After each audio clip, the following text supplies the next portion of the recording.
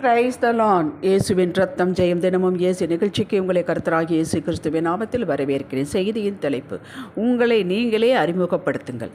ஆதார வசனம் 1 தீமோத்தேயு 4:15. நீ தேறுகிறது யாவருக்கும் விளங்கும்படி இவைகளையே சிந்தித்து கொண்டு இவைகளிலே நிலைத்திரு. அப்போஸ்தலர் 9:11. அப்பொழுது கர்த்தர், நீ எழுந்து நேர்த்தெருவு என்னப்பட்ட தெருவுக்கு போய் யூதாவின் வீட்டிலே தர்சு பட்டணத்தானாகிய சவுல் என்னும் பேருள்ள ஒருவனை தேடு. அவன் இப்பொழுது ஜெபம் பண்ணுகிறான்.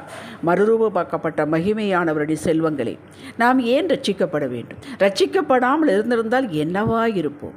எப்படி ரட்சிக்கப்பட்டோம்? இதன் மேன்மை என்ன? ரட்சிக்கப்பட்ட நமக்கு அடையாளம் என்ன? நம் தகப்பன் கர்த்தரின் பிரியம் என்ன? நம்மை குறித்த அவரது நோக்கம் என்ன? நம்மிடம் அவர் என்ன எதிர்பார்க்கிறார்? இவைகளை எல்லாம் சிந்திக்காமல், இதன் அருமையை உணராமல் இருப்பதனால்தான் மேலோட்டமான இந்த உலக பொருட்களையும் ஆசீர்வாதங்களை தேவைகளை நினைத்தே கண்ணீர் சிந்தி கொண்டிருக்கிறோம். ரட்சிக்கப்பட்டதன் அடையாளம் என்ன? காரில் ஸ்டிக்கர் ஒட்டுவது, வசனம் ஒட்டி இருக்கிறது, ஸ்டிக்கர் ஒட்டி இருக்கிறது.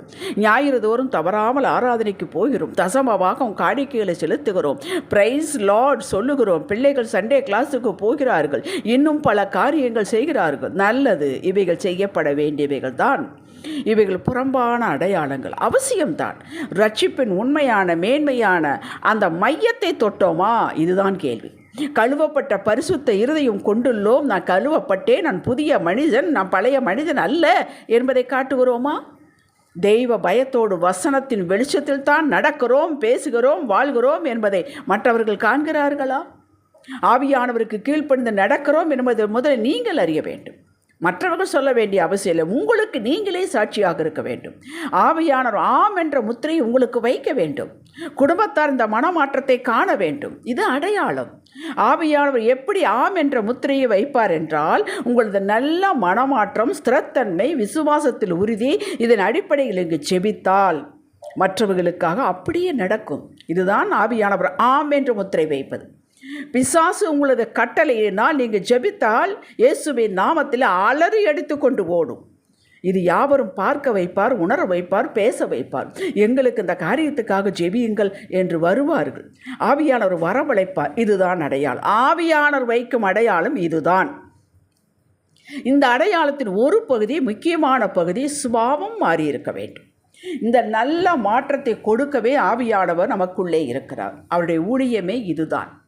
ரட்சிப்புக்கு முன் எப்படி இருந்தோமோ அப்படியே தான் இருக்கிறார் என்றால் வேதம் கேட்கிறது. அடையாளங்களினாலும் அற்புதங்களினாலும் பலவிதமான பலத்தை செய்களினாலும் தம்முடைய சித்தத்தின்படி பகிர்ந்து கொடுத்த பரிசுத்த ஆவியின் வரங்களினாலும் தேவன் தாமே சாட்சி கொடுத்ததுமாயிருக்கிற இவ்வளோ பெரிதான ரட்சிப்பை குறித்து நாம் கவலையற்று இருப்போமானால் தண்டனைக்கு எப்படி தப்பித்து கொள்ளுவோம்? எபிரேயர் 2:4. அவரே சாட்சி கொடுக்கிறார். நான் உள்ளே இருக்கிறேன் என்று ஆவியானவரே சாட்சி கொடுக்கிறார். தேவனே சாட்சி கொடுக்கிறார்.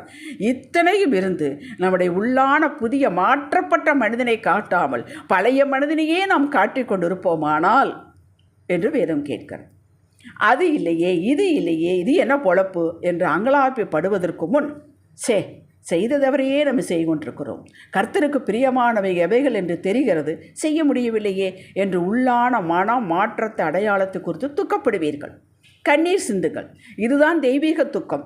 இதற்கு கவலைப்படுங்கள். கூட கொடுக்கப்படும் பொருட்களுக்கு முக்கியத்துவம் அவர் எடுத்துக்கொண்டார். அவர் செய்வதை நீங்கள் கவலைப்படுகிறீர்கள். அவர் செய்வது அவர்தான் செய்ய முடியும். உங்களுக்கு இவைகள் எல்லாம் தேவை என்பதை கர்த்தர் அறிவாருங்க. உங்களது வீடு வந்து சேரும். இதன் மேன்மையை உணர்ந்த தாவீது, உமக்கு பிரியமானது செய்ய எனக்கு போதித்தருடும். நீரே என் தேவன், உம்முடைய நல்ல ஆவி என்னை செமையான வழியில் நடத்துவாராக. சங்கீதம் 143:10. சங்கீதம் 27:11 பாருங்கள். அவன் இதைத்தான் கேட்கிறான், முடியாமல் தான் கேட்கிறான். உம்முடைய வழி எனக்கு போதியும், என்னுடைய எதிராளியை நிமித்தம் செவையான பாதையில் நடத்தும் என்று கேட்கிறான். ரட்சிக்கப்பட்ட அனைவரும் மேலும் பொதுவான சித்தம் என்னவென்றால், நம்மை சாட்சியாக, மாற்றமடைந்த பிரஜையாக, தெய்வ குடும்பத்தின் பிள்ளையாக பார்க்க விரும்புகிறார், நிறுத்த விரும்புகிறார் தேவன். இந்த மனமாற்றம் உள்ளே அடையாத வரை வெளியே மாற்றத்தை எதிர்பார்ப்பது நியாயமல்லங்க. அப்படி நடப்பதும் இல்லை. இப்படி நாமே ஆவியான துணை கண்டு உதவுங்கப்பா என்று ஜெபித்து மனம் மாறி நல்ல சுவாபத்தை வெளிப்படுத்தும் போது கர்த்தர் களி கூறுகிறார். ரட்சிப்புக்குள் இருக்கும் தேவ சமாதானத்தை, ரோமர் 5:1-2 நாம் பெற்ற தேவ சமாதானத்தை நாம் அனுபவிக்க ஆரம்பிப்போம். எதுவுமே வேண்டாங்க. தேவ சமாதானம், தெய்வம் கொடுத்த சமாதானம் அது ஆனந்தமாக இருக்கும். அதனால தான் நான் தீர்க்கதரிசி ஆபகுக்கு 3ஆம் அதிகாரம் 17, 18, 19 வசனத்தை பேசித்து பாருங்கள்.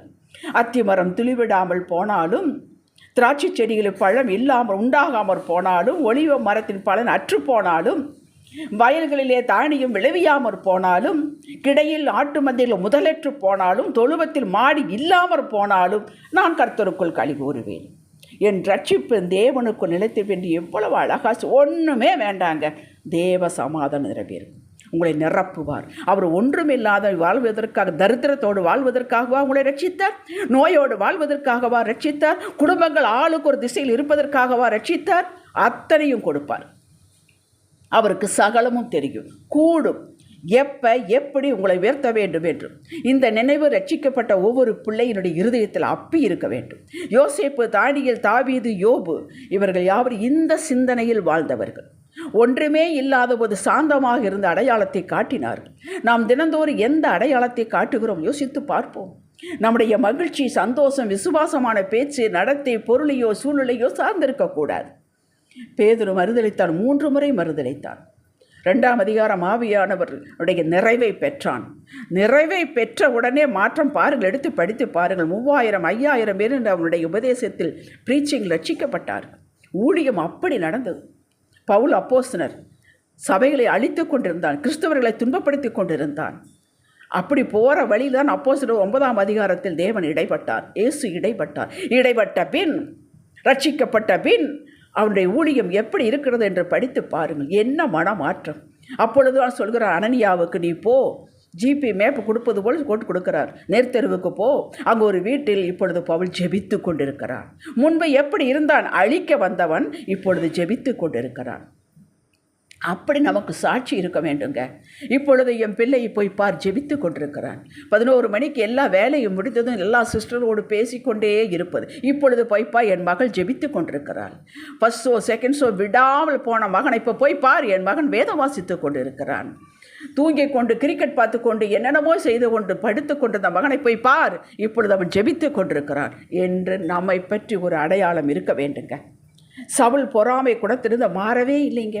ராஜாவானந்தான், அபிஷேகம் பெற்ற பெண்ணந்தான், அபிஷேகம் பெற்றுவிட்டான், ரட்சிக்கப்பட்டான், கர்த்தரால் எல்லாம் தான் நடந்தது என்பதற்காக ஆண்டவர் அவனை விட்டு வைக்கவில்லை. அவனுடைய மனம் மாறவே இல்லை. இந்த பொறாமை குணமே அவனை அழித்தது. அவனை அழிவுக்கு வேறு யாரும் காரணமில்லை, யாரும் கை நீட்டவில்லை. அவன் அழிவுக்கு அவனே காரணம். ரட்சிக்கப்படாத நபர்கள் நடுவே உங்கள் குடும்பத்தில் யாரும் ரட்சிக்கப்படலை, நீங்கள் மட்டும் ரட்சிக்கப்பட்டிருப்பீர்களாயின் மாற்றமடைந்த சுபாவங்களை காட்டுங்கள், பொறுமையை காட்டுங்கள், சாந்தத்தை காட்டுங்கள். சாந்த குணம் எல்லாருக்கும் தெரிந்திருக்க வேண்டும். அப்படித்தான் வேதம் சொல்லுகிறது. பிலிப்பியர் 4:5 வாசியுங்கள். இந்த தெய்வம் எங்களுக்கு வேண்டும் என்று வருவார்கள், விரும்புவார்கள், தேடுவார்கள் உங்களை பார்த்து. மாறாத சுபாவம்தான் இருக்கிறது. எதுக்குத்தான் சர்ச்சுக்கு போகிறாங்களோ தெரியல. அப்படி ஒரு சாட்சி இருக்கக்கூடாதுங்க. கர்த்தருடைய மனம் நோக்கும். சவுலை ராஜாவாக்கிறது கர்த்தர் மனஸ்தாபப்பட்டார் என்று வேதத்தில் எழுதி வைக்கப்பட்டுள்ளது, 1 சாமுவேல் 15:35. அப்படி நம்மை பார்த்து கர்த்தர் மனஸ்தாபப்படக்கூடாதுங்க. என் பிள்ளை ஜெபிக்கிறான், பொறுமையாக இருக்கிறான், பொருளுக்காக என் பிள்ளை என்னிடத்தில் வரவில்லை, பொய் சொல்லுவதில்லை, அவன் சிட்சையை ஏற்றுக்கொண்டான், சகித்து கொண்டிருக்கிறான், ஏற்றுக்கொண்டான், என்னையே நோக்கி இருக்கிறான், பழைய சுபாவத்தை எல்லாம் தூக்கி எறிந்து விட்டான். என் பிள்ளை எனக்காக நிற்கிறான், இதோ நான் அவருக்காக நிற்கிறேன், எழும்புகிறேன் என்று எழும்புவார். அவர் எழும்பினால் சகல உலகம் உங்களிடத்தில் வந்து நிற்கும்.